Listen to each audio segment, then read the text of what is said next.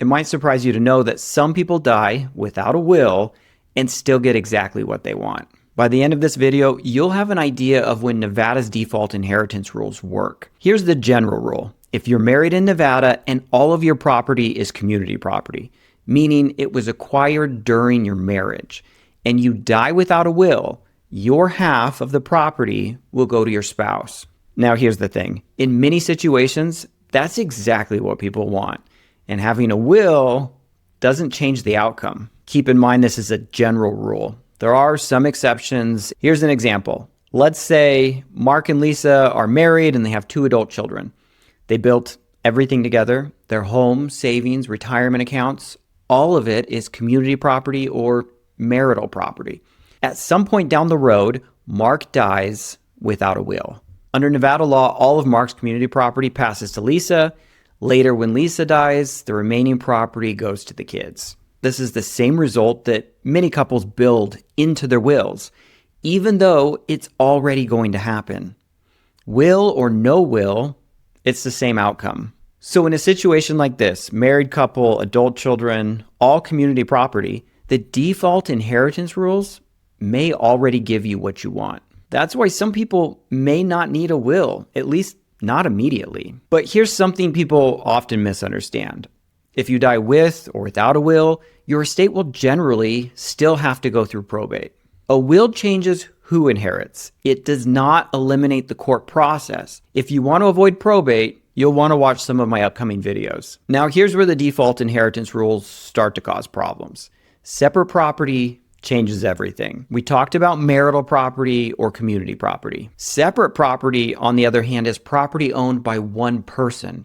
It generally includes property purchased before the marriage, or it could be an inheritance received during the marriage. And it can be property protected by marital agreements like a prenuptial agreement. Let's go back to Mark and Lisa and look at an example that includes separate property. Let's say everything stays the same as the last example, except one detail. Right before Mark dies, he inherits his father's house. That house is Mark's separate property.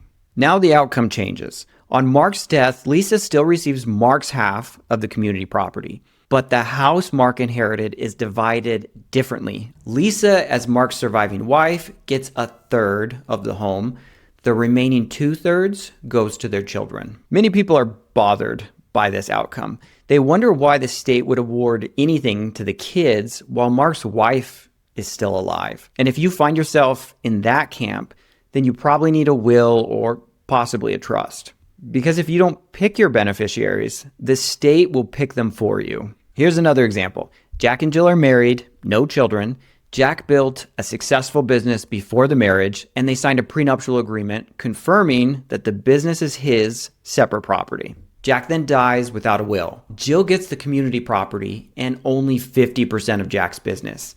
The other 50% goes to Jack's parents. It doesn't matter what Jack wanted or what kind of relationship he had with his parents. Now let's talk about single people with no children. If you're unmarried and you die without a will, your assets will be distributed to your parents if they're alive, then to your siblings if your parents are deceased, and then to your nieces and nephews if your siblings are deceased. The law essentially looks through your family line for a living relative.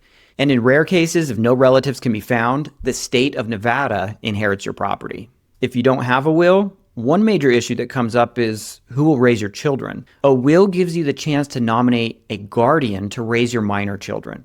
Without your nomination, a judge will have to make the decision without your input. A nomination in a will doesn't guarantee that your guardian will be appointed, but it provides the court with strong evidence of who you trust. For many parents, that alone is a good reason to get a will. Here's the takeaway. You may end up getting exactly what you want, even if you don't have a will. But once things become more complicated with separate property or minor children, the default rules often stop matching your intent. That's when a will shifts from being optional to necessary. Other things like a lack of trust between married couples or a blended family situation may push you further towards getting a will. What you need to know is the state already has a plan for you. The real question is whether you're comfortable with it.